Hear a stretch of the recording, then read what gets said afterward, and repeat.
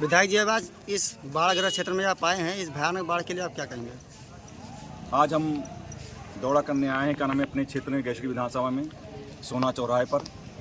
ये हमेशा यहाँ बाढ़ की स्थिति हमेशा बनी रहती है। जब भी आता है बरसात का मौसम तो ये क्षेत्र पूरा भर जाता है। हम इससे पहले मेरे पिताजी विधायक थे तो यहाँ सोना के उस उत्तर साइड में, दक्षिण साइड में बांध भी बंधवाया गया था। तो सोना से और बरगधा के बीच में एक बांध टूटा हुआ है, यहाँ के क्षेत्रवासियों ने सूचना दी है, तो इसको हम बंधवाने का प्रयास करेंगे।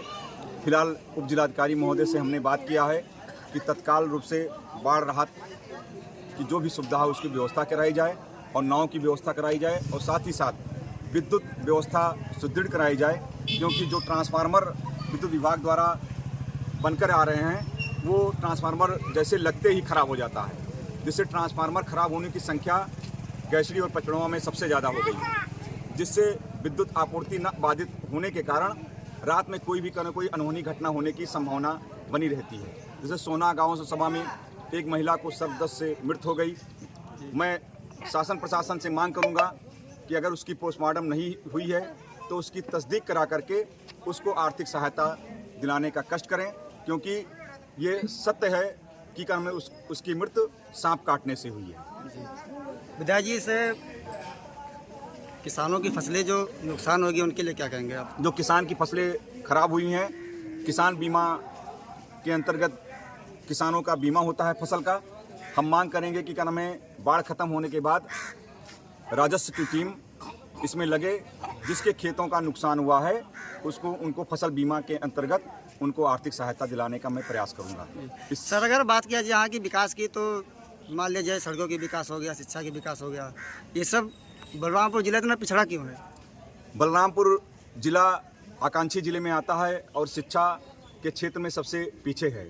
जैसा कि आप लोग जानते हैं कि विश्वविद्यालय हमारे यहाँ बनने के लिए आया था तो गोंडा में चला गया था, तो मेरे पिताजी ने आंदोलन करके माँ पाटोश्री विश्वविद्यालय बलरामपुर में लेकर आए हैं। और शिक्षा के क्षेत्र में जितना हम लोगों ने प्रयास किया उसका यही नतीजा है कि कुछ ना कुछ लोगों की साक्षरता दर बढ़ी है। अभी पिपरिया जमनी में राजकीय इंटर कॉलेज ये 2017 में ही बन करके तैयार हो जाना चाहिए, लेकिन 17 से 22 हो गया तो कोई भी किसी डबल इंजन की सरकार ने भी उस पर ध्यान नहीं दिया।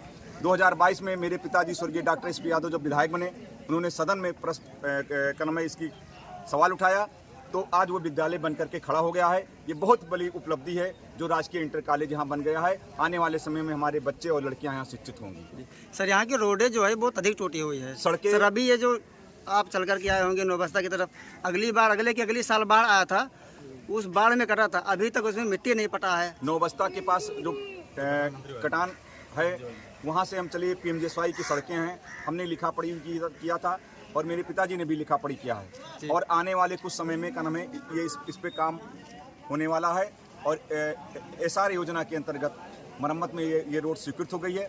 धन आवंटित हो जाएगा, काम शुरू हो जाएगा। हमें आप 2 महीने का समय दीजिए। सर, क्या रीजन है, कितना पिछड़ा है बलरामपुर जिला? रीजन ये है कि क्या नाम है, डबल इंजन की सरकार ने कुछ भी ध्यान नहीं दिया। जितनी भी यहाँ पुल और सड़क हैं, चाहे पिपरिया जमनी से जाने का रास्ता हो, चाहे सोना के बरगधा से जाने का रास्ता हो, चाहे मधवा नगर खादर में मिलिया खादर में पुल बनाने का काम हो, चाहे हाटी धनकर का पुल हो, ये सब समाजवादी पार्टी की सरकार में बना था। इस बीच में इन सरकारों को ध्यान देना चाहिए था, लेकिन ध्यान नहीं दिया गया, जिससे ये सरकार रोडें काफ़ी क्षतिग्रस्त है। इस पे बहुत काम करने का काम होना चाहिए और काम करने का प्रयास हम लोग कर रहे हैं और आपको आने वाले समय में इन सड़कों का निर्माण होता हुआ दिखाई पड़ेगा।